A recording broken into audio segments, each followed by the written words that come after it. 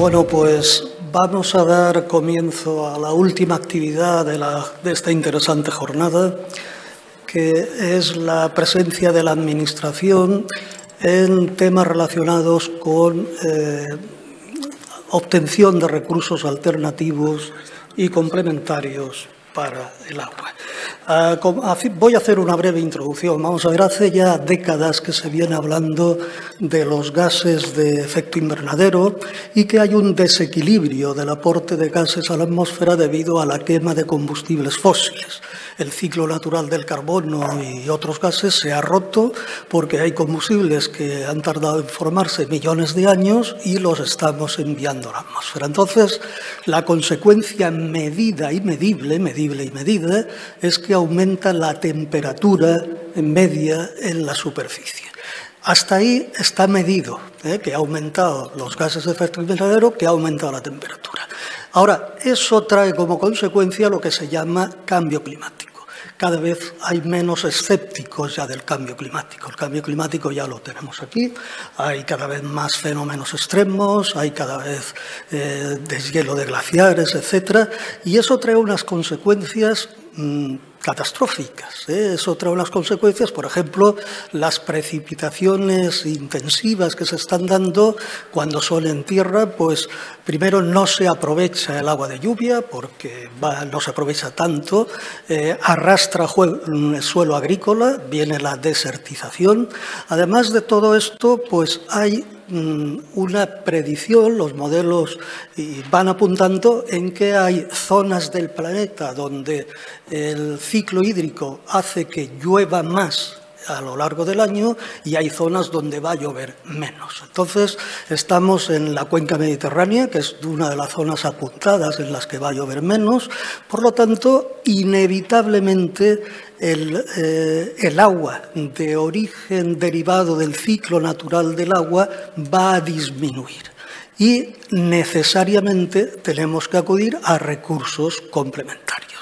Esta mañana se ha hablado mucho, se ha insistido, y es importantísimo, por lo menos para toda esta zona, que se mantenga, pues, sobre todo el trasvase Tajo Segura, pero además pues hacen falta desalación y reutilización. Y eso motiva el que estemos en esta mesa. Tenemos representantes pues, de la empresa estatal Aquamed, de las empresas autonómicas ESAMUR y EPSAR y también una representación local de la Diputación de Alicante. Entonces, con ellos pues vamos a tratar estos temas, a ver qué se puede hacer, qué está haciendo la Administración, qué más puede hacer para poder disponer cada vez más de estos recursos complementarios, si es posible. Bueno, vamos a empezar por Jaime de Miguel.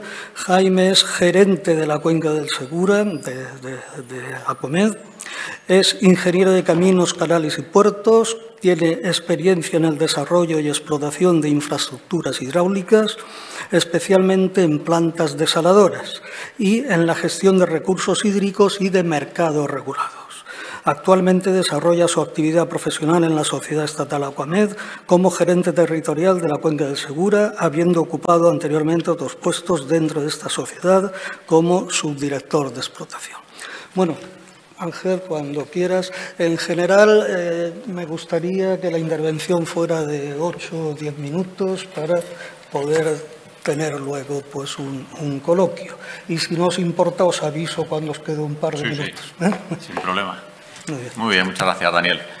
En primer lugar, agradecer a EDIR la organización de esta jornada, porque yo creo que son interesantes desde el punto de vista técnico y desde el punto de vista también de intercambio de opiniones e incluso de contactos entre usuarios y operadores y administraciones. Yo creo que esa labor la cumple muy bien.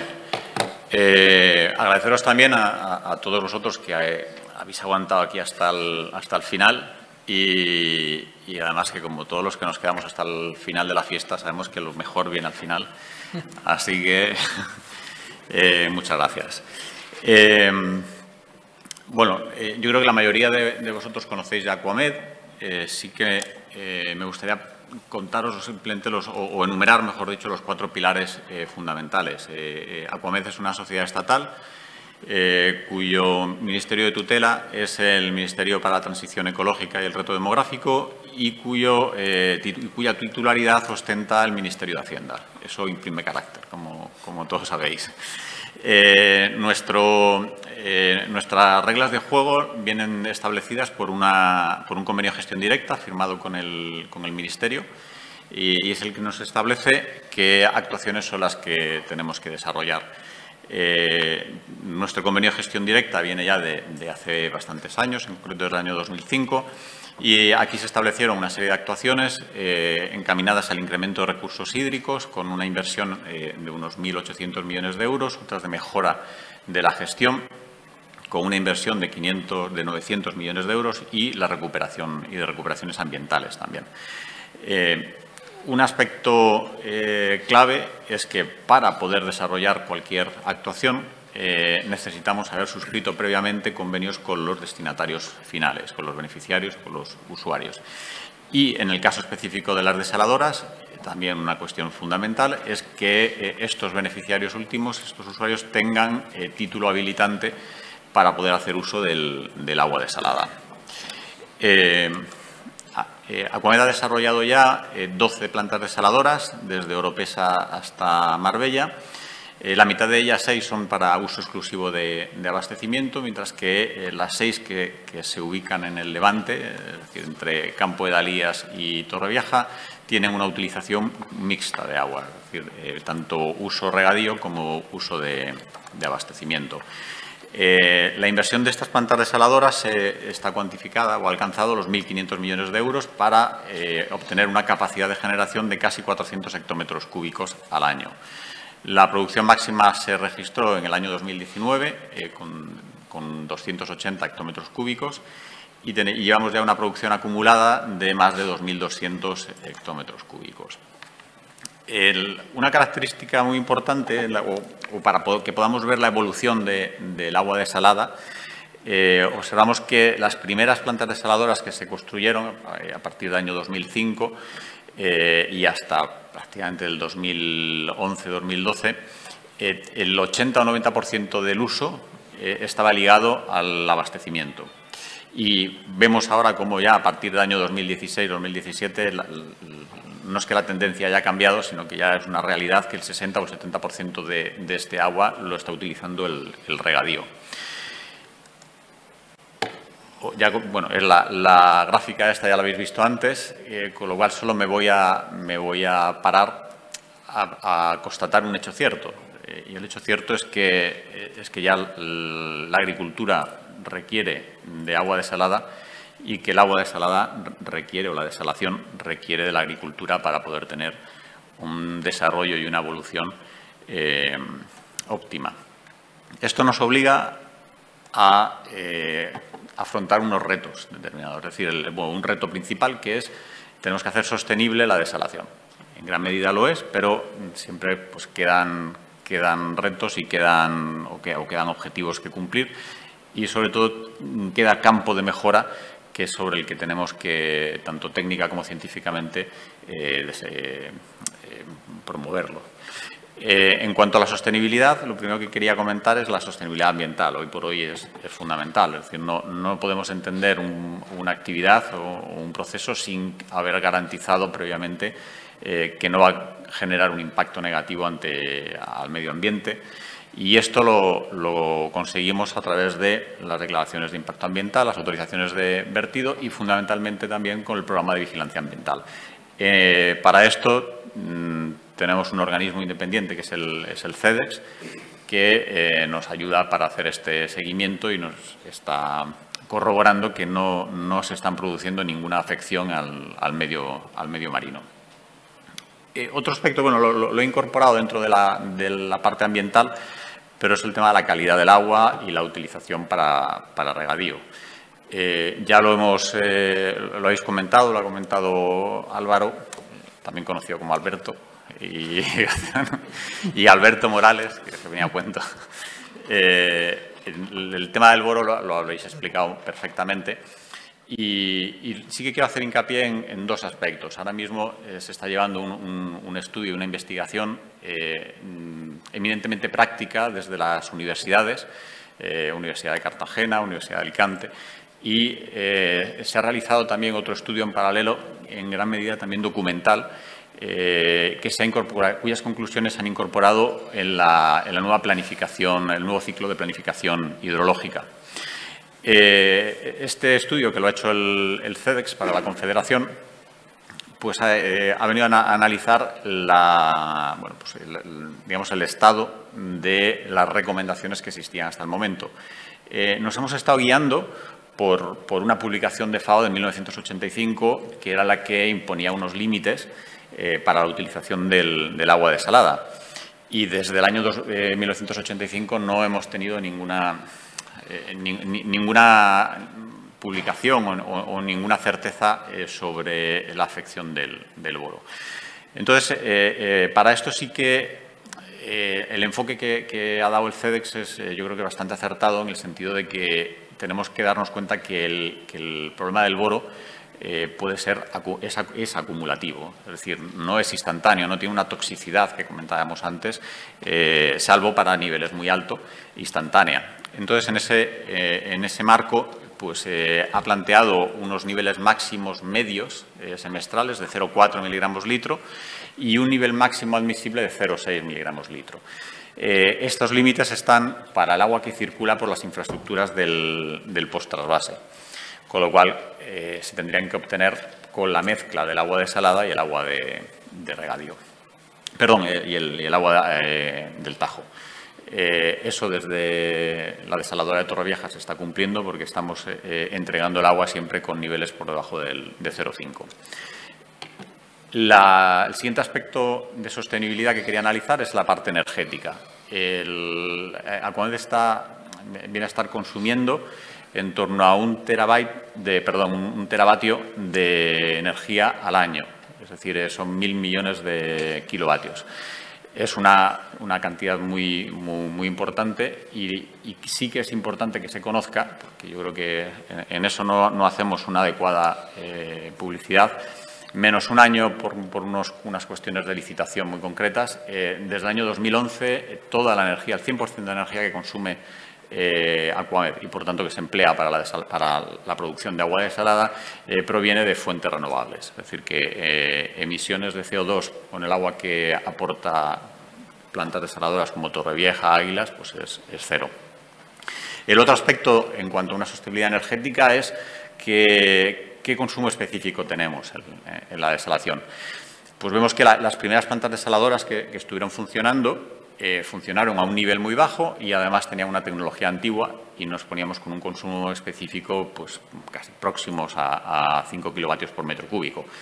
En cuanto empezaron a entrar las nuevas plantas desaladoras más modernas y aumentar el porcentaje de funcionamiento, pues vemos cómo baja ese consumo específico, situándose en 4,1, en fin, entre 4 y 4,2 kilovatios hora metro cúbico. Es decir, que el porcentaje de funcionamiento también influye en el consumo específico de una planta. Hemos hablado de la sostenibilidad ambiental, sostenibilidad energética y, obviamente, la sostenibilidad económico-social es también fundamental. Vemos que en unas condiciones normales nosotros hemos establecido, pues, como un orden de magnitud y por focalizarnos en algo, el año 2019 como un año que nos puede servir de referencia por el grado de funcionamiento de las desaladoras y también por el precio del kilovatio hora, que en el mercado mayorista rondó los 47 euros megavatio, valores a los que ya nos hemos hecho muy habituales. Me refiero en cuanto a conocer a cuánto está el precio del kilovatio hora. Lo he querido contrastar con los valores que tenemos ahora en el año 2022, en estos primeros meses del año. Vemos que en unas condiciones normales podemos situar los costes de energía rondan el 60% de los costes totales y tiene un parámetro muy parecido a los variables, es decir, que tenemos un 40% de los costes de la desalación son fijos. Eso nos obliga a que intentemos que el porcentaje de funcionamiento que he comentado antes sea lo máximo posible. La coyuntura que estamos atravesando ahora mismo con el precio de la energía, pues lo he querido marcar en este gráfico, en el que vemos cómo ha ido evolucionando la producción de la energía, perdón, la producción de agua y cómo ha evolucionado el precio de la energía. Vemos que hemos tenido puntas de 280 euros megavatio. Hemos comentado ya cuáles son los grandes problemas que están detectados en la cuenca del Segura, que son en concreto la sobreexplotación de acuíferos y la falta de garantía, que apuntaba Alberto. Esos dos aspectos los está intentando plantear o está intentando atajar el Ministerio a través de una estrategia que pretende obtener el cumplimiento de los objetivos que marca los planes de cuenca y los objetivos de la propia Directiva Marco del Agua. Y para ello ha establecido dos horizontes, o unas medidas a corto plazo, que estas están ya en vigor desde el 16 de marzo de este año, y es a través de un Real Decreto Ley estableció unas tarifas máximas para el agua desalada como medida de lucha contra el incremento del precio de la energía, de forma que pudiera seguir siendo garantizar las explotaciones agrarias. Y tenemos también un escenario a medio plazo que contempla nuevas infraestructuras y régimen tarifario. Termino ya, esta es la última diapositiva. Esto significa un gran esfuerzo por parte del Ministerio y está planteando nuevas infraestructuras en cuanto a la ampliación de desaladoras. Se amplían las desaladoras principales de regadío, la interconexión de desaladoras en la cuenca del Segura. Esto es un trabajo que está realizando la Confederación Hidrográfica del Segura. Y la generación de energía para autoconsumo a través de plantas fotovoltaicas.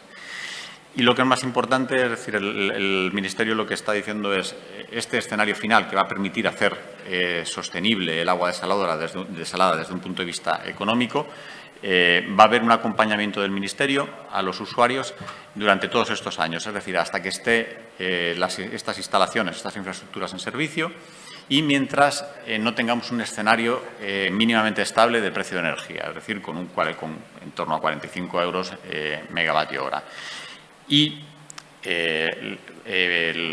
durante este tiempo se va a plantear o se está planteando un régimen transitorio de tarifas, de manera que se pueda ayudar al usuario a que pase estos años complicados y obtengamos un escenario final que cumpla todos esos objetivos.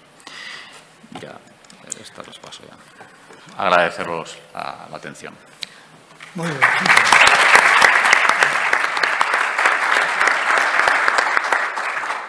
Muchas gracias, Jaime, por esta completísima exposición.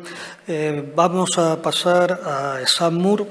Tenemos a su gerente con nosotros, Ignacio Díaz. Es ingeniero de Caminos, Canales y Puertos por la Universidad de Granada. Ha desarrollado su carrera profesional como ejecutivo en compañías privadas, principalmente en grupos del sector de la construcción e industria auxiliares, instituciones públicas y universidades. Entre otros cargos, ha sido gerente, presidente y secretario general del Círculo de Empresas Andaluzas de la Construcción, Consultoría y Obras Públicas y responsable y director del área de consorcio Zona Franca Cádiz, ente público del Ministerio de Hacienda y Función Pública. Cuando quieras, Ignacio. Sí, muchas gracias. En primer lugar, muchas gracias a EDIR por habernos invitado y poder contar un poco aquí qué es ESAMUR y qué es lo que voy a intentar un poco centrar y no desviarme la atención, pues algunas cosas que me habéis preguntado o que tenemos, pero ESAMUR, aparte de depurar el agua, pues también hacemos otras cosillas, como ahora contaré. La región de Murcia es una región pequeña, uniprovincial, algo más de 11.000 kilómetros cuadrados, aproximadamente 1,5 millones de habitantes, y sería el equivalente, yo que soy andaluz, sería el equivalente pues, a la provincia de Cádiz. En estos 45 municipios, el sistema de depuración es diferente, como ahora contaremos. Es una región donde la pluviometría es mínima, la mínima de toda Europa, entre 300 y 350 milímetros año, Y, bueno, para llevar esta función tenemos distribuidas por la región 99 depuradoras. 99 depuradoras que en otra región tiene otras complicaciones. Nosotros estamos en un entorno, no voy a decir hostil, pero sí casi, porque cada gota de agua en Murcia cuenta, y con lo cual pues tenemos diferentes problemáticas, y especialmente muchos estáis al tanto de lo que ocurre en el Mar Menor. Encima, en Murcia se exporta el 20% del total de las verduras y frutas que exporta España, el 20% se hacen desde la región de Murcia por un importe de unos 3.300 millones de euros. Eso hace que todas las tensiones y todo el problema del agua pues en Murcia sea bastante importante. El 97% del agua que depuramos se reutiliza, bien directamente o indirectamente. Directamente, es algo más del 50%. Decimos indirectamente porque, como sabemos que al final los regantes las acaban recogiendo de todos los cauces del río, todo el agua que gestionan las depuradoras de Samur, aunque no dispongan de terciarios, se desinfecta, aunque sea para verter al río, puesto que sabemos que 100 metros más abajo ya están las captaciones de los regantes. El Samur es un organismo, iba a decir autónomo, pero no es un ente público, del Gobierno de la región de Murcia, y está adscrito a la Consejería de Agua de la comunidad. A diferencia de otras comunidades, no dependemos de la Dirección General del Agua, sino que depende directamente del consejero, y todas las funciones se desarrollan así. Las principales funciones es gestionar la explotación de la edad de la región, de las depuradoras. La inmensa mayoría la gestiona ESAMUR. Precisamente por primera vez en la historia, el próximo 1 de junio, 10 de las 11 zonas en las que tenemos distribuida la región cambiarán de explotador, con un concurso público que hemos estado algo más de un año y por un valor de unos 80 millones de euros. Las depuradoras que no gestionamos y se explotan directamente por algunos ayuntamientos, pues también somos responsables de su financiación y del control. Son depuradoras que desgraciadamente funcionan un poco peor, puesto que los ayuntamientos muchas veces no hacen la labor de control y seguimiento que tienen que hacer. A su vez, también financiamos y ejecutamos cuantas obras nos determine la comunidad autónoma. Y también recaudamos el impuesto regional. Es un impuesto finalista, no pasa por Hacienda, no pasa por el Gobierno regional, sino que directamente de las entidades que lo recaudan viene a SAMUR y lo gestiona SAMUR. El canon de saneamiento, lo voy a decir brevemente para no alargarme, lleva, me parece, 6 o 7 años ya sin alterarse en Murcia. Son 2 tarifas, la doméstica y la industrial, con la parte fija variable. Creo que aquí en la Comunidad de Valencia es algo más alto, creo que nosotros estamos algo bajo para las necesidades que hay. Es un impuesto propio de la comunidad autónoma, el hecho imponible es el consumo del agua, carácter finalista, muy importante el carácter finalista, a diferencia de otras regiones, en Valencia también, pero precisamente es lo que nos diferencia por ser las primeras comunidades de España en la gestión del agua, por ese carácter finalista. La tarifa industrial es proporcional a la carga contaminante y lo recaudado, como decía antes, la entidad suministradora de agua son las que nosotros nos abastecemos económicamente. Este canon, que es gestionado por la entidad de saneamiento a través de su consejo de administración y, en mi caso, el gerente, que es lo que desarrolla las instrucciones que sigo del consejo, se me ha pasado antes, me perdonáis, aparte de las 99 depuradoras, hay una instalación número 100, que es la desaladora de Escombrera, de la cual también, con mi compañera directora general de Agricultura, somos los 2 administradores solidarios a título personal. Tenemos 99 depuradoras que gestionamos y financiamos, una desaladora, que SAMUR es el máximo accionista, y también gestionamos los 67 últimos bombeos de la región. Un trabajo que desarrollan 17, conmigo 18 personas que somos las que estamos en SAMUR. La línea de trabajo principal que estamos siguiendo ahora mismo son la adaptación a la nueva normativa europea de reutilización. Me parece que ya tenemos 5 instalaciones que cumplen la nueva normativa de aplicación el año que viene. Hay prevista este año hacer 4 más, y cuando la normativa sea aplicable, pues tendremos, yo creo que los mayores índices de España, en este caso también, de cumplimiento. Estamos mejorando la fiabilidad de las plantas depuradoras. Desde que llevamos este año, y también por primera vez en la historia, estamos interviniendo en todas las depuradoras de alguna forma, en todas las de la región. Estamos reduciendo los costes de operación. Como sabéis, muchos de los que estáis aquí, explotadores, y no voy a hablar del precio de la energía, para no amargarle la tarde a nadie, pero sabéis que estamos en ello. Y nos ocupa y nos preocupa la seguridad alimentaria. Tenemos múltiples proyectos de investigación en este sentido, con el CSIC, con el CEBA, con el CTC, precisamente, y lo diré después un poco al final, algunas de las cosas que hay en marcha. Voy a intentar ir un poquillo más rápido. Los tratamientos terciarios habituales que tenemos en la región son, yo creo, los que están en el resto de las regiones. El tratamiento fisicoquímico, filtración, la desinfección ultravioleta. Y últimamente sí es verdad que estamos poniendo algunos equipos de ultrafiltración y el caso de esta planta de ozono financiada con un proyecto europeo, creo que ha sido a escala de depuradora también la primera de España.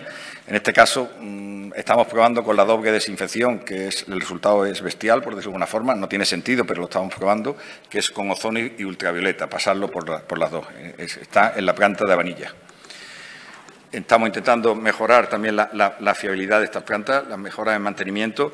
Sabéis los que trabajáis con nosotros, las empresas que estáis, que mi equipo generalmente siempre está encima de todo y estamos intentando mejorar los equipos que tenemos en las plantas. En los concursos a los que habéis presentado, uno de los estudios más importantes era precisamente la optimización de las instalaciones. Queremos saber qué hace cada gota de agua, qué hace cada gota de agua en las depuradoras. Acabamos de terminar 11 plantas fotovoltaicas, estamos haciendo el proyecto de 17 plantas más, aparte de las plantas de biogás que también están funcionando. En definitiva, intentar hacer las plantas más sostenibles, no solamente por el precio del coste de la energía, sino por una necesidad que empezamos bastante antes de que subiera la energía. En cuanto decía la seguridad alimentaria para el usuario, para Murcia, que decía al principio, las exportaciones de fruta y verdura al resto de Europa es la que es, tiene la importancia que tiene para Murcia. Y por escapar de cualquier posible escándalo que se quisiera, es por lo que estamos en estos puestos de investigación, proyectos reales, porque estamos trabajando también con alguna comunidad de regantes, se están siguiendo cosechas que exclusivamente se están regando con agua nuestras de las depuradoras y la verdad que los resultados pues, están siendo bastante interesantes. Pues muchísimas gracias por la atención.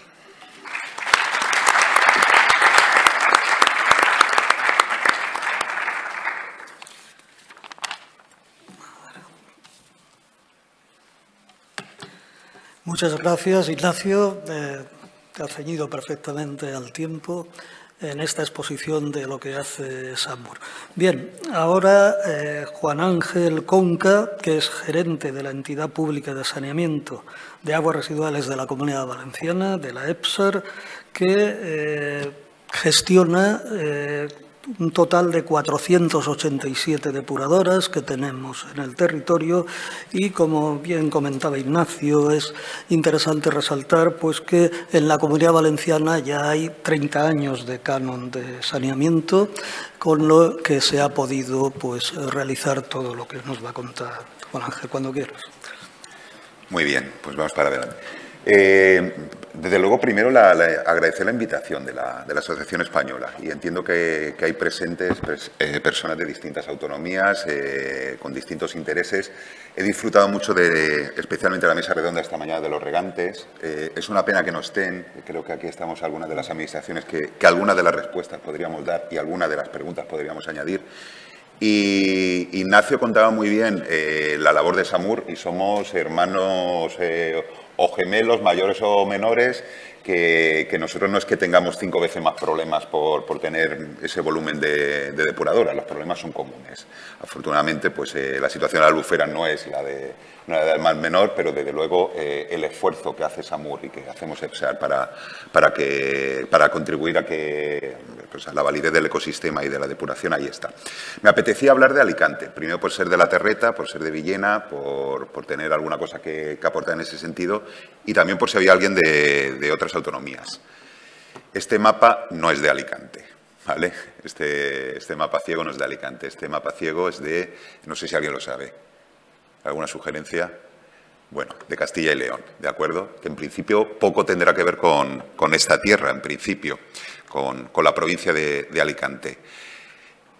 Pero quería establecer esa comparación, primero porque es la comunidad autónoma con más provincias, con 9 provincias, León, Zamora, Salamanca, Palencia, Burgos, Valladolid, Ávila, Segovia y Soria, pero sobre todo porque si empezamos a comparar las poblaciones, esas capitales de provincia con las capitales de comarca, Alicante es 50.000 habitantes mayor que Valladolid, Elche es más grande que Burgos, Salamanca o León, Torrevieja más que Palencia, Orihuela que Zamora, Benidorm que Ávila, Alcoy que Segovia, Elda que Soria y ciudades más grandes que no tienen una correspondencia ya con capital de provincia de Castilla y León son San Vicente, Denia, Villena, Petrés, Santa Pola, La Vila, Savia y muchas más. Esta es comparación para decir que Castilla y León nos cabe en la provincia de Alicante. En cada comarca hay una ciudad mayor que una capital de provincia de otras autonomías. En el caso de Castilla y León, con una diferencia muy importante, su distinta pluviometría, su distinta disponibilidad de recursos hídricos y, antes lo decía Ignacio, su distinta fiscalidad verde. Solo hay dos autonomías, que son Castilla y León y Madrid, y la Comunidad de Madrid, que no cuentan con un impuesto ambiental finalista como es el canon de saneamiento. Ambiental porque lo que nos dedicamos, las entidades de saneamiento, como es ESAMUR o como somos EPSAR, es a devolver a la naturaleza en unas condiciones asimilables a aquello que hemos cogido de ella, es decir, el agua que hemos transformado, que hemos usado, que hemos contaminado. Y ese, como decía Ignacio, es el hecho imponible. Desde el año 92, esta autonomía cuenta con un canon de saneamiento, con un impuesto ambiental finalista. 10 años después, Murcia, y además incluso perfeccionándolo, pues cuenta con él. Además, se generó a través de la ley del canon de la Ley 292. En el año 2019, la Ley de Medidas Presupuestarias posibilitó una ampliación del objeto social de la EPSAR, ampliándolo a la reutilización. Es decir, con el dinero que pagan las ciudadanas y los ciudadanos de la comunidad autónoma se puede pagar, se puede sufragar también acciones, infraestructuras relacionadas con la reutilización. ¿Qué nos permite todo eso? Pues ahí hay un gráfico, espero que se vea bien. Estas son las 16 depuradoras de Alicante, cuyo 100% de volumen de caudal saneado es reutilizado al 100%. En esta tierra hay 16 depuradoras, evidentemente muchas de ellas, la práctica totalidad en la Vega Baja y si no en el Vinalopó, reutilizan el 100%. ¿Cuál sería en este caso nuestra misión? Ofrecer un agua de mayor calidad, incorporar sistemas terciarios que permitan incrementar la calidad, cumplir la normativa europea presente y sobre todo futura y evidentemente brindar agua para el riego, para las comunidades y que permitan pues, el máximo de calidad del riego, de los frutos y de las ventas que se puedan hacer. ¿Y cuál es la reutilización en la provincia de Alicante? No esas 16 depuradoras, bueno, perdón, aquí es la previsión de inversión para inmediata. Los proyectos no tardarán en ser licitados de 16 depuradoras de la Vega Baja que recibirán la instalación de un tratamiento terciario por importe de 12 millones de euros. ¿Cuál es la realidad de la reutilización en la provincia de Alicante? Pues depuramos 120 hectómetros para uso agrícola. Se destinan actualmente 54, ambiental, es decir, van a cauce de río 25, es decir, 46 y 21 son 69% y, evidentemente, si sumamos los recreativos urbanos e industrial, llegamos al 72%. Un 30%, 36 hectómetros cúbicos, acaban en el mar. Ese es nuestro margen de mejora, no en calidad, sino en volumen. Esa es la apuesta que tenemos que hacer. Cuando decía que podíamos aportar alguna respuesta a lo que se ha hablado esta mañana, al final creo que debería cerrar esta exposición con eso. Yo creo que Riegos de Levante, margen izquierda, ha propuesto algo muy concreto, ¿vale? La planta de regeneración con un volumen de 30 hectómetros cúbicos, ¿vale? Ese sumatorio se tiene que hacer y en nuestro caso tenemos que aportar un sumatorio que tenga que ver con esos 36 hectómetros. ¿Dónde perdemos agua? ¿Dónde perdemos agua útil para ser su reutilización? En esta ciudad, en Alicante, a pocos metros de aquí.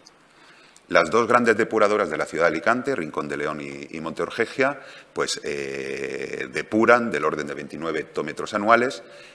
Ahí lo ven, de los que se aprovechan para reutilización agrícola, solo un 28% y el 67%, casi 20 hectómetros cúbicos que genera la ciudad de Alicante terminan en el mar.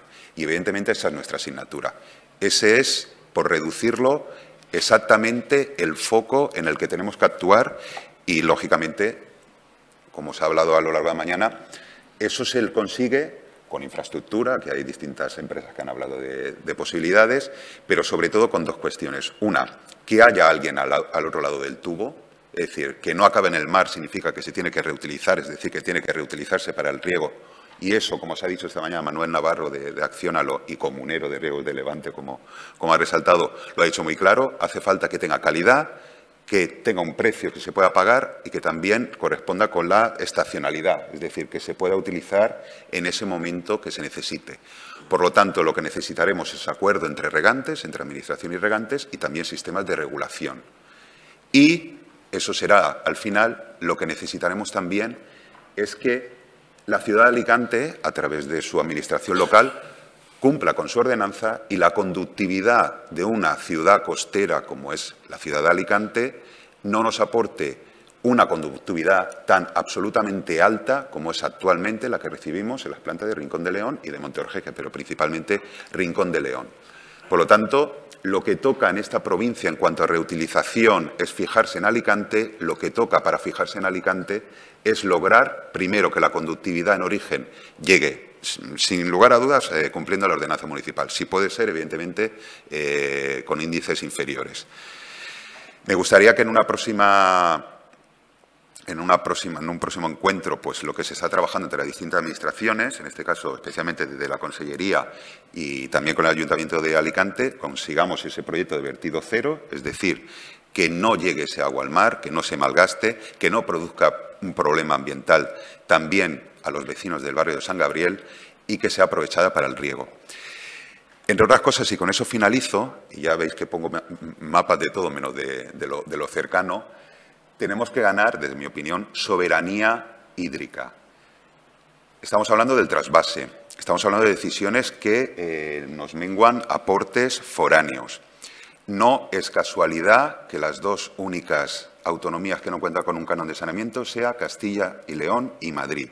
Madrid necesita 900 millones de euros para sanear el agua que finalmente llega al Tajo, que finalmente no asegura un caudal ecológico y que finalmente obliga a una restricción del trasvase que llega a esta tierra.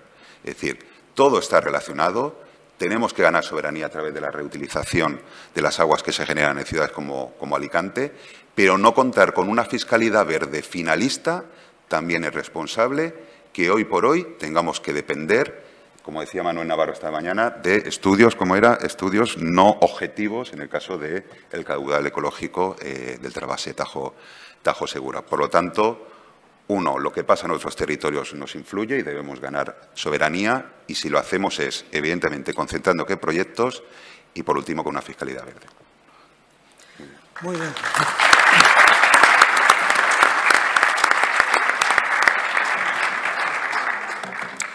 Gracias, Juan Ángel, por esta original intervención. Bueno, vamos a pasar finalmente al último ponente de la mesa redonda, Miguel Ángel Fernández Mejuto. Pertenece a la Unidad de Tecnologías del Agua en el área del ciclo hídrico. Miguel Ángel es licenciado en Ciencias Geológicas, ingeniero técnico en Informática, máster en Hidrología General y Aplicada por el CEDEX. Es el jefe de la Unidad de Tecnologías del Agua del ciclo hídrico de la Diputación y además es profesor asociado de Hidrogeología de la Universidad de Alicante. Está especializado en el ciclo urbano del agua y en la aplicación de tecnologías de información a la gestión de recursos hídricos. Cuando quieras, ya. Bueno, buenas tardes a todos. En primer lugar, agradecer a EDIR no solo ya contar con nosotros en esta mesa, sino haber podido ser los anfitriones de esta apasionante jornada, en donde yo por lo menos he aprendido muchísimo. Y casi tengo que agradecer a Juan Ángel también su presentación previa, porque ya me ha dejado sin trabajo, que iba un poco a hacer alguna reflexión sobre la situación aquí en Alicante, pero muchos de esos datos ya están ahí y lo que nos facilita a todos ya a estas horas ir liquidando la jornada. Yo pertenezco al área de ciclo hídrico de la Diputación. La Diputación de Alicante tiene esa tradición de preocuparse bastante por el agua y tener un área de ciclo hídrico bastante activa desde hace muchos años, además de una empresa pública que es Proaguas Costa Blanca, que también durante muchos años ha colaborado con la entidad de saneamiento en la supervisión del funcionamiento de las depuradoras en la provincia de Alicante, ¿no? Aunque eso parece que ese ciclo se ha terminado, pero siempre ha habido una implicación grande de Diputación de Alicante en la gestión del agua dentro de las competencias que nos corresponden. ¿Y qué hacemos en el área de ciclo hídrico? Pues, como tenéis ahí en la diapositiva, pues ejecutar infraestructuras y reparaciones. Al fin y al cabo, las diputaciones somos una entidad local que de alguna manera repartimos ese presupuesto que viene del Gobierno central entre los distintos municipios en convocatorias competitivas en general en función de las necesidades que tiene cada municipio. En el caso de los municipios más pequeños, en Alicante tenemos municipios grandes, como se ha visto, pero de esos 143 municipios que tenemos en la provincia, 43 son grandes, pero 100 andan por debajo de los 5.000 habitantes y muchos están en 500, 1.000 habitantes, que son prácticamente comunidades de vecinos, pero que son responsables de las carreteras, del abastecimiento, del saneamiento, de su centro de salud, en fin, y no tienen capacidad técnica para abordarlo. Entonces, dentro de esa ejecución de infraestructuras y reparaciones, no solo se subvenciona, sino que desde los servicios técnicos pues realizamos los proyectos y las direcciones de obra. Además, elaboramos documentos técnicos para estos municipios. Como ya os he dicho, llevamos la dirección técnica y ejecución de las infraestructuras. Somos los técnicos de los ayuntamientos haciendo el asesoramiento técnico y la calidad del agua. Y para poder hacer esto de una forma centralizada llevamos ya casi 3 décadas suministrando una solución de telemedida y telemando a todos los municipios provinciales que desean utilizarlo. Hoy en día tenemos más de 600 instalaciones telemandadas, además de 25 municipios con contadores telemedidos que gestionamos directamente desde la Diputación de Alicante. Y siempre queremos tener ese hueco también para la difusión de datos y resultados y actividades de divulgación, devolver de alguna manera ese conocimiento que intentamos desarrollar a la sociedad y nos gusta participar, por ejemplo, en jornadas como esta en ese sentido. Realmente, como trabajamos para los municipios pequeños, en desalación y reutilización, como les dije a los organizadores de la jornada de EDIR, realmente nosotros no tenemos una gran experiencia directa, porque quizás en esos municipios pequeños puede ser una asignatura pendiente el tema de aumentar la reutilización para usos urbanos y desde luego que es uno de esos objetivos que tenemos fijados a futuro, aunque no había sido la prioridad hasta este momento. Pero podemos entonar aquí un poco el mea culpa en ese sentido. Si bien las poblaciones más grandes, como ya se ha comentado, pues el sureste español, haciendo necesidad-virtud, tanto Almería como Murcia, como la provincia de Alicante, quizás somos los campeones de Europa y no sé si los campeones del mundo en gestión del agua, ¿no? En gestión conjunta, en utilización de todos los recursos convencionales y no convencionales. Como se ve, el ejemplo de Murcia es espectacular, la cantidad de reutilización que tienen, y en Alicante pues también estamos en cifras altas con la asignatura pendiente que comentaba Juan Ángel de recuperar ese agua que se está yendo al mar en la zona costera. Dando una visión general, que voy a intentar ser muy rápido y acaso luego para poder hacer alguna reflexión, como ya se ha comentado algunos datos, pues dentro de nuestros 143 municipios, tratamiento secundario tienen la totalidad, más de 171 estaciones depuradoras, se tratan 125 hectómetros cúbicos al año aproximadamente, y con tratamiento terciario solo tenemos 29 EDARs. También es verdad que son las más importantes, pero sí que es una de las asignaturas pendientes. Parece que ya no es aceptable hoy en día no tener tratamiento terciario en ninguna depuradora y ya tenemos que empezar a pensar en economía circular del agua con tratamientos completos. Y se tratan unos 82 hectómetros cúbicos al año. Bueno, muy rápido, ahí tenéis los tratamientos convencionales con fangos activos en su mayoría y bueno, con distintas calidades. No hay tantas plantas que tengan tratamientos de eliminación de nitrógeno y fósforo, como veis ahí, pero de nuevo también suelen ser las plantas más grandes, con lo cual la calidad general de la depuración en la provincia de Alicante es muy buena. la reutilización directa, como se ha comentado, más o menos las cifras que presentaba Juan Ángel, andan en torno a los 60 hectómetros cúbicos al año, que es más o menos la mitad de nuestros efluentes. Hay un porcentaje de vertido a cauce del cual se reutilizan 3-4 hectómetros cúbicos. Eso es más difícil de estimar, es un poco como en el caso de Murcia. En realidad, poca agua hay en la provincia que no regulada y no utilizada. Si va por el cauce, al final se utiliza, y luego los propios usos ambientales, o sea, la poca que pueda llegar al mar también es un uso, ¿no? Y quizá la asignatura pendiente, ahí como comentábamos ya varias veces, es el tema del vertido al mar, sobre todo de los efluentes de la ciudad de Alicante. ¿Cuáles pueden ser los desafíos? Pues es recuperar los caudales regenerados que van al mar, incrementar usos urbanos que permitan la permuta de aguas regeneradas, especialmente en pequeños municipios, donde a lo mejor el volumen no es tan crítico, pero puede tener un valor ambiental y también educativo para la población. Es otro de los caminos que tenemos que seguir. Facilitar los trámites administrativos para el uso de aguas regeneradas, que a veces, como en el caso de Alicante, han sido trabas para que la regeneración pudiera ser más ágil.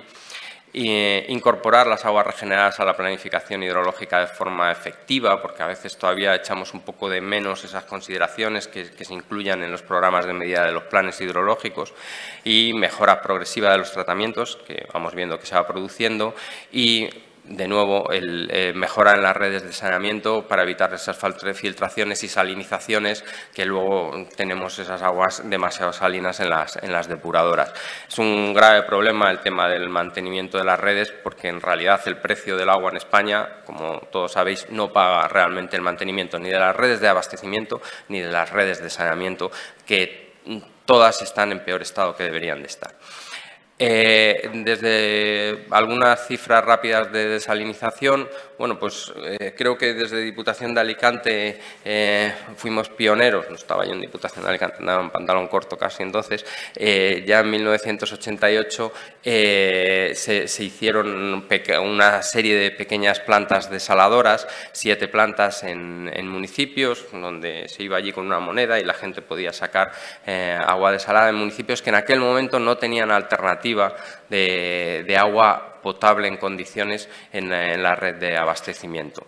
Luego, en 1991, para el abastecimiento a Denia se captaba agua salobre del río Racons, muy cerca del mar, de su desembocadura, para el abastecimiento a la población adiana, y en la actualidad tenemos ya una capacidad de desalinización que anda por los 235 hectómetros cúbicos al año, 181 plantas pequeñas, que tienen, bueno, pequeñas, que 181 es el total de plantas significativas, que tienen una producción de más de 1,5 metros cúbicos al día, de las cuales 46 tienen una producción de diseño por encima de los 1.000 metros cúbicos al día, y 8 de ellas son plantas realmente grandes, que suponen el 81% de la capacidad total de desalinización. El origen del agua desalinizada, en el 70% aproximadamente, es agua de mar, hay un 19% de agua salobre subterránea. Yo creo que también es otra de las asignaturas pendientes. El agua salobre es mucho más rentable, como todos sabéis, energéticamente y económicamente, en consecuencia de desalinizar. Probablemente no se ha hecho, es una opinión personal, pero no se ha hecho suficiente trabajo hidrogeológico para aprovechar las posibilidades de captación en zonas cercanas a la costa de aguas salobres, en vez de ir a captación de agua marina. Un 10% son aguas residuales y solo un 2% que está relacionado con esa captación del río Racons, esa agua salobre superficial. Ya termino. Y el destino del agua desalinizada es en un 62% para el abastecimiento urbano y un 35% agricultura y 3% usos recreativos, sobre todo campos de golf. Como vemos, el porcentaje que para agricultura, y ya se ha comentado muchas veces esta mañana, es altísimo en nuestro caso, comparado con la cifra mundial claramente, pero incluso comparado con la media española. En este sentido, cuando se pide ese esfuerzo a la agricultura levantina para que utilice más agua desalada y prescinda de esos recursos externos, yo creo que hay que analizar también estas cifras, ¿no? Las cifras de reutilización son prácticamente del 100% en Murcia, en Alicante estamos en el 50%, pero vamos a llegar con ese aprovechamiento de agua de la costa, vamos a llegar a cifras del 80% en pocos años. Estamos usando más agua desalada para agricultura que nadie en el mundo, en el sureste español. Y, bueno, pues sí, hay unos recursos externos que se vienen recibiendo desde hace 40 años sin producir ningún impacto negativo, que ahora mismo, por razones, en fin, les hemos puesto distintos nombres esta mañana, no voy a entrarlo a valorar, pero por las razones que sean, dejan de llegar sin que haya una explicación clara de cuáles son los problemas que causan esas transferencias externas. ¿Cuáles son los desafíos que nos quedan en desalinización? Pues, como os decía, yo creo que hay potencial en desalinización de aguas salobres en el acuífero de la Vega Baja. De hecho, funcionaron muchas desaladoras privadas de forma descontrolada ahí en la Vega Baja hace unos años y nadie fue capaz, la Administración no fue capaz de crear una solución para las salmueras en la zona y poder aprovechar esas aguas. La aplicación de coste por unidad de explotación no dependiente del origen del agua y la desalinización de aguas de alguna edad. Me voy a parar, como ya última reflexión, en el tema de la aplicación del coste por unidad de explotación no dependiente del origen del agua, que es alguna cosa que se ha comentado también en alguna ponencia anterior. Muchas veces hemos planteado a la Confederación y nos parece que puede ser razonable que el tema del coste del agua que haya un precio del agua común para todos. Yo no creo que sea posible lograr eso para todo el territorio español, ni siquiera para cada autonomía, pero no debe de ser tan difícil aplicarlo por sistema de explotación. Me explico. Puede no tener mucho sentido que dentro de un mismo sistema de explotación de una subcuenca uno esté pagando precios muy dispares, desde 1 euro un metro cúbico a 0,10 en función de si su concesión le corresponde a agua superficial, donde el Estado pone la infraestructura gratis, si bombeas de pozo, que tú te haces el pozo y pagas la bomba, o si tienes que comprar agua desalada. Sobre todo cuando a veces al usuario que se le obliga a comprar agua desalada, se le obliga a comprarla porque ante una situación de sobreexplotación o daños ambientales se le dice no, usted no puede seguir usando ese agua porque está haciendo daño, porque está sobreexplotando el acuífero. Cuando a veces son agricultores que transformaron porque el Estado les impulsó, ¿no? Entonces, un poco la idea esa de repartir los sobrecostes entre todos los usuarios para que el agua desalada realmente pueda ser utilizada en la agricultura. Perdona, Daniel. Muy bien, muchas gracias.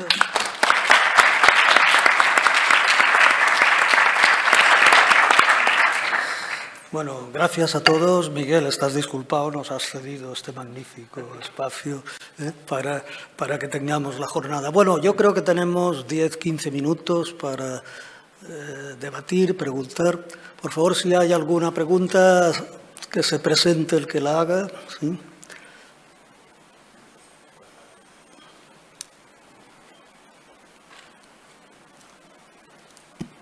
Bueno, pues voy yo a hacer alguna. Vamos a ver, Jaime, me ha parecido muy interesante. Has tocado, creo que, todos los temas que son importantes, la interconexión, los costes. Yo te quería hacer una pregunta que no la has sacado. Vamos a ver, todas las desaladoras, todas las plantas tienen un seguimiento ambiental de vertido. Te quería preguntar si en toda la experiencia de Aquamed ha habido alguna vez algún problema que haya hecho falta modificar el punto. No, de hecho, incluso el propio plan de vigilancia ambiental contempla la posibilidad de temporalmente un incremento de salinidad y te permite atajarlo no parando la planta entera, sino parando parcialmente, es decir, ir reduciendo la producción. Pues ni siquiera eso ha sido necesario plantearlo, llevarlo a cabo.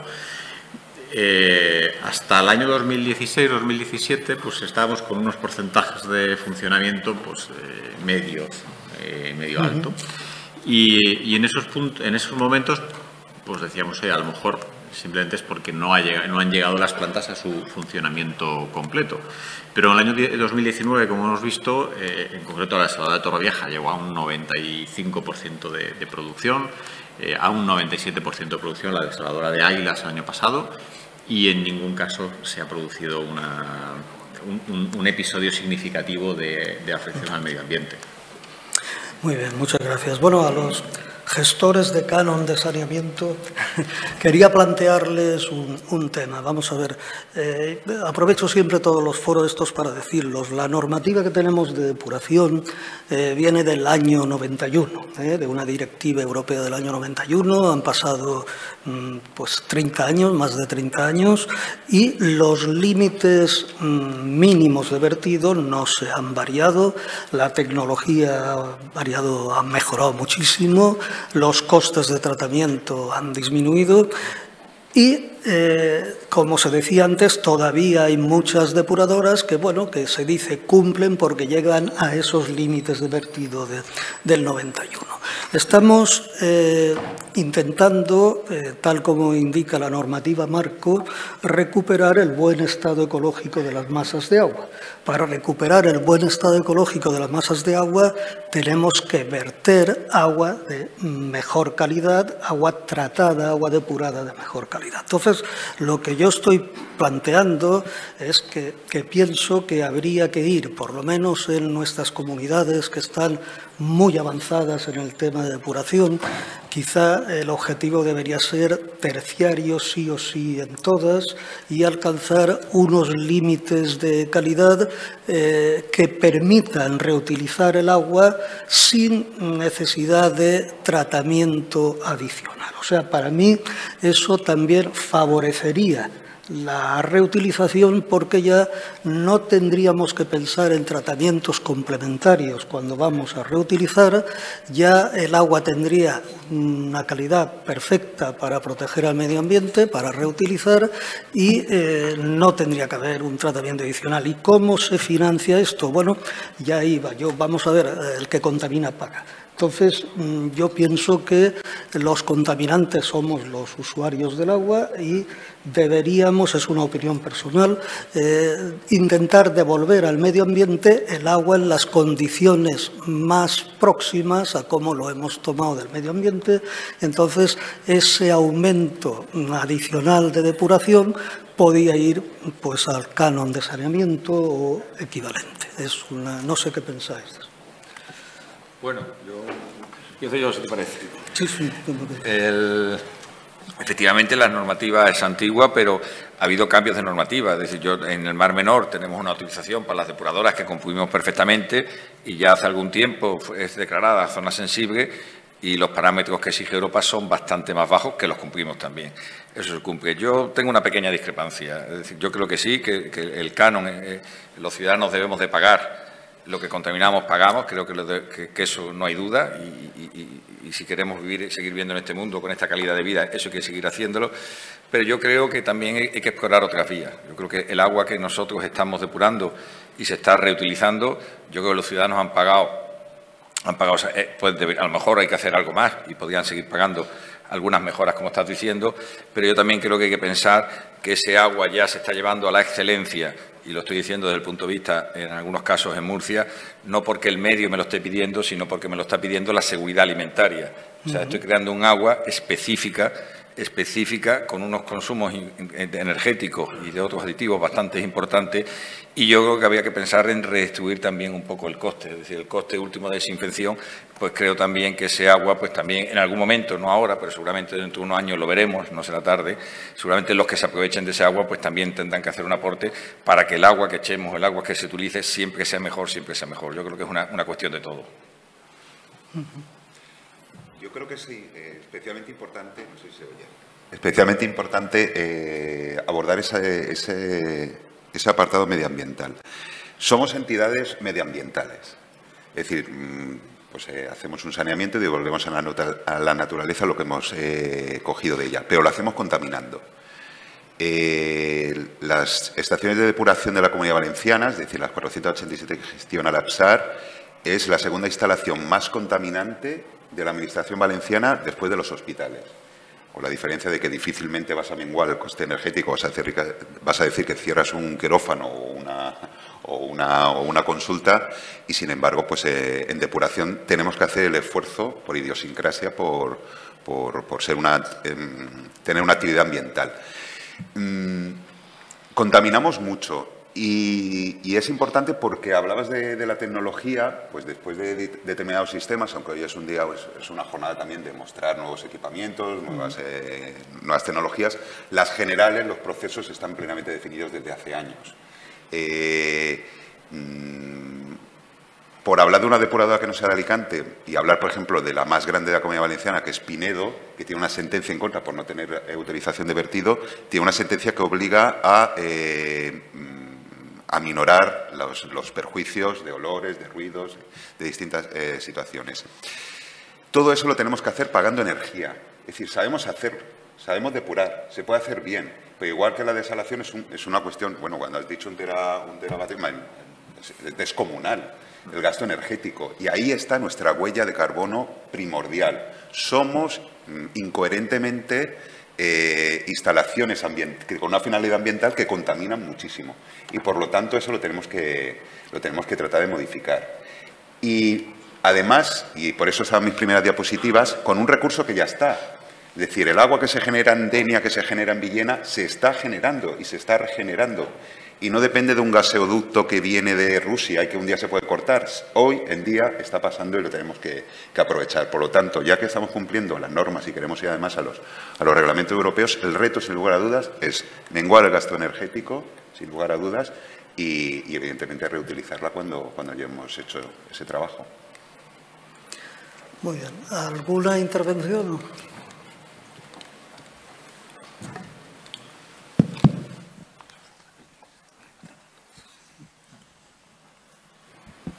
Olá, buenas.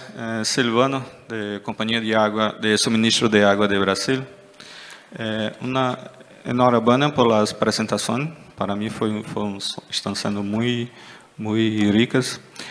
Tenho uma dúvida para os quatro, para mim, para nós outros que somos de fora.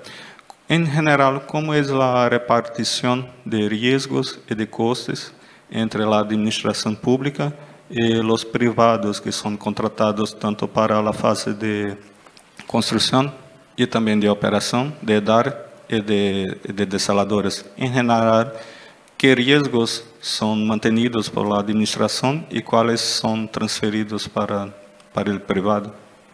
Los riesgos legales, económicos. Por favor, riesgos, ¿a qué te refieres? Riesgos económicos, de demanda ambiental, de energía, de costes. En el caso de las desaladoras, el reparto, bueno, pues en función del peso que le demos a cada riesgo, pues estará la balanza en un sentido o en otro. La Administración asume el 100% del riesgo demanda. Es decir, ahí lo estamos soportando nosotros. Y la teoría dice que con los contratos de operación y mantenimiento que tenemos, el riesgo tecnológico o riesgo de mantenimiento lo asumen los adjudicatarios de los contratos. Esa es la teoría, y luego la realidad es que, como todo buen contratista, lo que te intentará es trasladar las repercusiones posibles. Entonces, en ese caso sí que yo creo que la Administración es importante que asuma los riesgos que dependen de ella. Es decir, en un contrato de una concesión, pues a lo mejor sí que se le puede trasladar parte del riesgo de demanda, pero en nuestro caso, o al menos el esquema de funcionamiento que desde el principio estimó Aquamed, es que ese riesgo lo asumimos nosotros.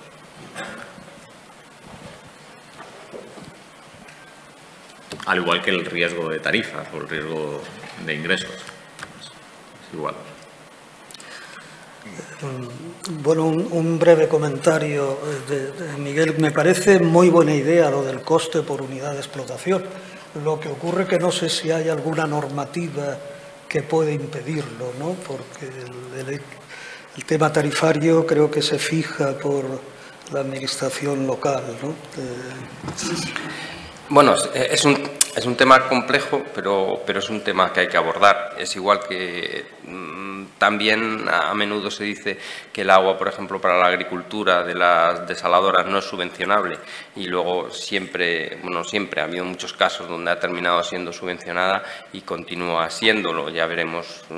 Quizá en Europa no se entiende perfectamente bien la situación del sureste español siempre y se dice, bueno, hombre, el agua es un medio de producción para una industria que es la agricultura, pues la agricultura tiene que pagar ese medio de producción, no puede estar subvencionada, pues si no compite desigual con otros. Lo que pasa que yo creo que aquí habría que introducir la variable ambiental. Por eso hablo de sistema de explotación. Quiero decir, al final tú tienes una concesión en el Alto Vinalopó. Tienes una concesión por ciertos metros cúbicos. Es razonable que te cueste distinto si lo explotas desde tu pozo que si te llega a través del trasvase. Esa puede ser un poco la cuestión, porque sobre todo el que deja de explotar de su pozo está causando un beneficio para la sostenibilidad del acuífero, está aumentando la garantía de suministro en las poblaciones y a lo mejor está recibiendo a cambio un recurso que es peor, ¿no? Entonces, debería de plantearse dentro tanto de España hacia la Unión Europea como dentro de la planificación hidrológica nacional, podría plantearse esa idea de asumir los sobrecostes cuando sobre todo son ambientales, ¿no? Entre todos. Muy bien. Bueno, pues si no hay ninguna intervención más, agradecer a todos los ponentes las magníficas exposiciones, agradeceros a todos la presencia y ahora Mari Carmen, la vicepresidenta de AEDIR, pues para que cierre la jornada. Gracias.